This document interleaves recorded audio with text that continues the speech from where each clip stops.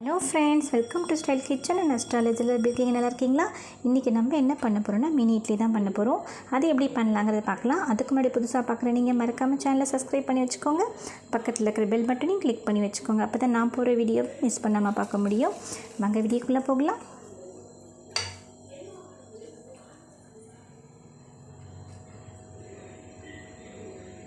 ஒரு கப் அளவுக்கு துவரம்பருப்பு சேர்த்துக்கிறேன்.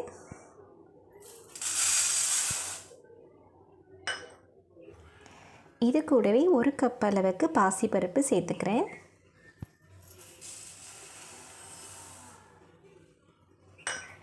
இப்போ இதை நல்லா வாஷ் பண்ணி எடுத்துக்கலாம். வாஷ் பண்ணி எடுத்தாச்சு. இப்போ தேவையான அளவு தண்ணி விட்டுக்கலாம்.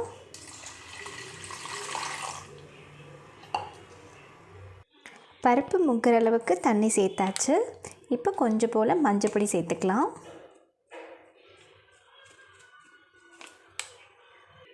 இது கூடவே கொஞ்சம் சாம்பார் பொடியும் சேர்த்துக்கலாம்.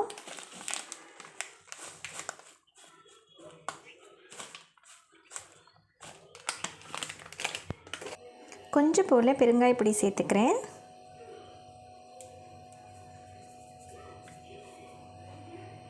ஒரு ஸ்பூன் அளவுக்கு சீரகம் சேர்த்துக்கலாம்.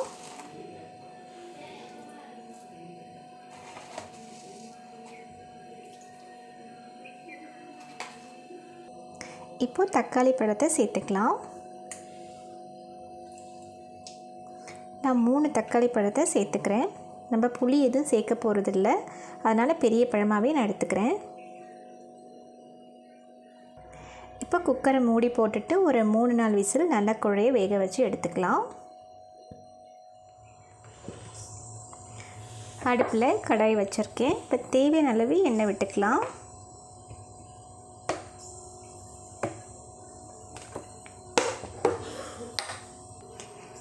எண்ணெய் நல்லா சூடான பிறகு நம்ம கடுகு சேர்த்துக்கலாம். கடுகு நல்லா பொரியட்டும். கடுகு நல்லா பொரிஞ்ச பிறகு கொஞ்சம் போல் சீரகம் சேர்த்துக்கலாம்.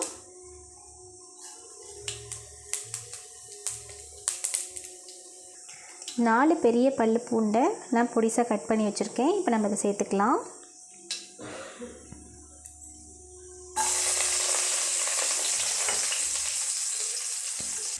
இது கூடவே 2 பச்சை மிளகாய் சேர்த்துக்கலாம்.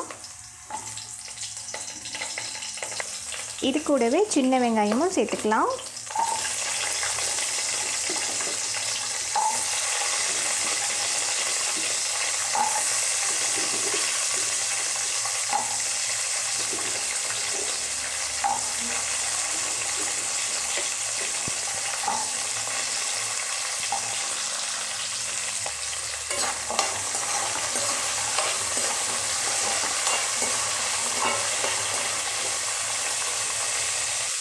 கொஞ்சம் போல் கருவேப்பிலை சேர்த்துக்கலாம்.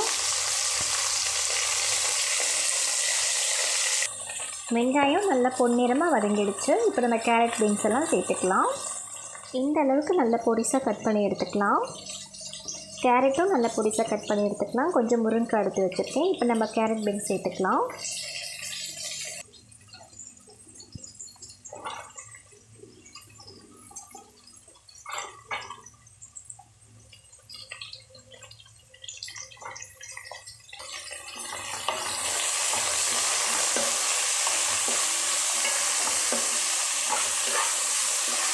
நல்லா வதக்கி எடுத்துக்கலாம். எண்ணெயிலே கொஞ்சம் நல்லா வதங்கட்டும், அப்போ தான் டேஸ்ட்டாக இருக்கும்.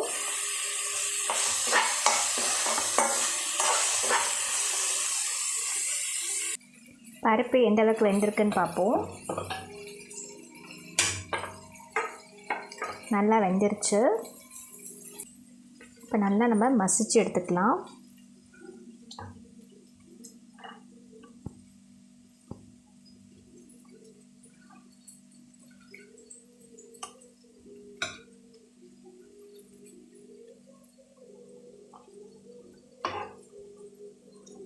நல்லா மசிச்சுக்கலாம். காய் நல்லா வெந்துருச்சு. இப்போ நம்ம முருங்கைக்காய் சேர்த்துக்கலாம்.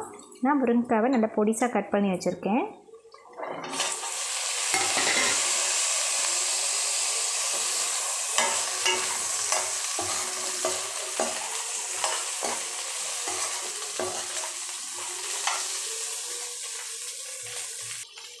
இப்போ 1 ஸ்பூன் அளவுக்கு நம்ம இன்னும் கொஞ்சம் சாம்பார் பொடி சேர்த்துக்கலாம்.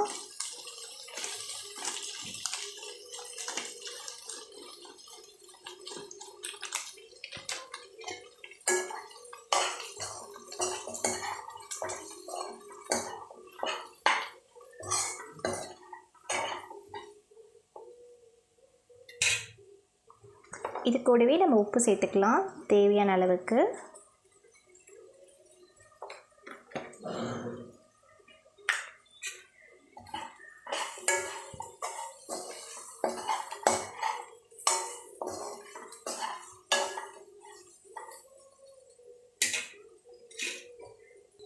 கடைஞ்சி வச்சுருக்க பருப்பை இப்போ நம்ம சேர்த்துக்கலாம்.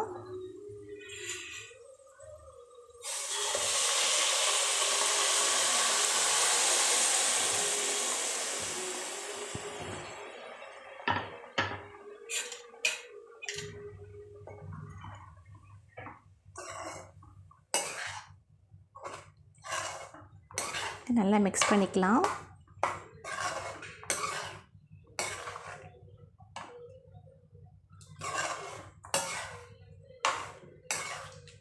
இப்போ கொஞ்சம் போல் தண்ணி சேர்த்துக்கலாம்.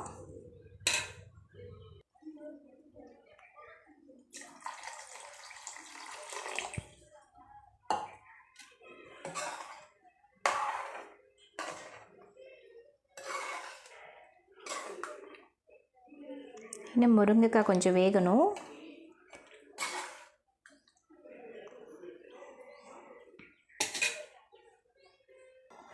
இப்போ நம்ம கொத்தமல்லி சேர்த்துக்கலாம்.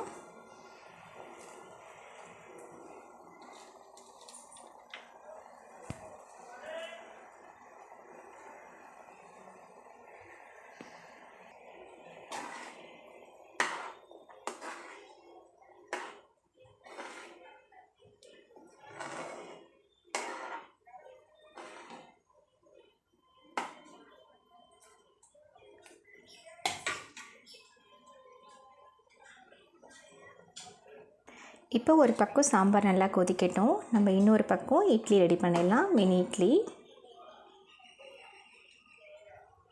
இப்போ இட்லி தட்டுக்கு நம்ம எல்லாத்துக்குமே ஆயில் சேர்த்துக்கலாம்.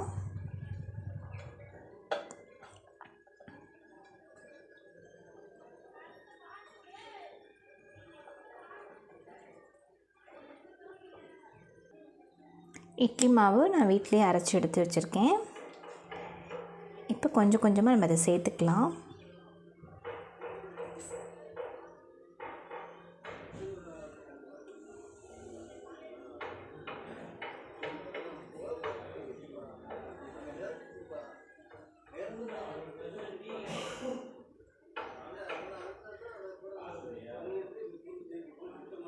இப்போ எல்லாத்தையுமே மாவு ஃபுல் பண்ணியாச்சு. இப்போ இது ஒரு இட்லி பாத்திரத்தில் வேக வச்சு எடுத்துக்கலாம். சாம்பார் சூப்பராக ரெடி ஆகிடுச்சு. இப்போ நம்ம இதை ஆஃப் பண்ணிடலாம். நல்லா காயெலாம் நல்லா வெந்துருச்சு.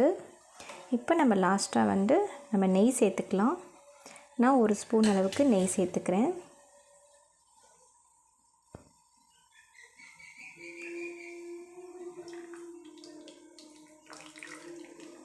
நெய் 1 ஸ்பூன் 2 ஸ்பூன் அளவுக்கு தாராளமாகவே விட்டுக்கோங்க.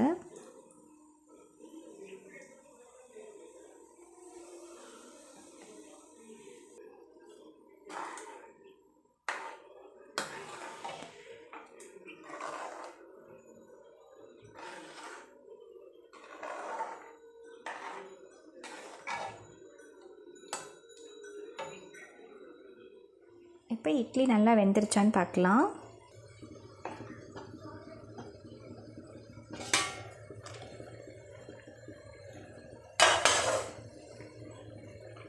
நல்லா வெந்துருச்சு.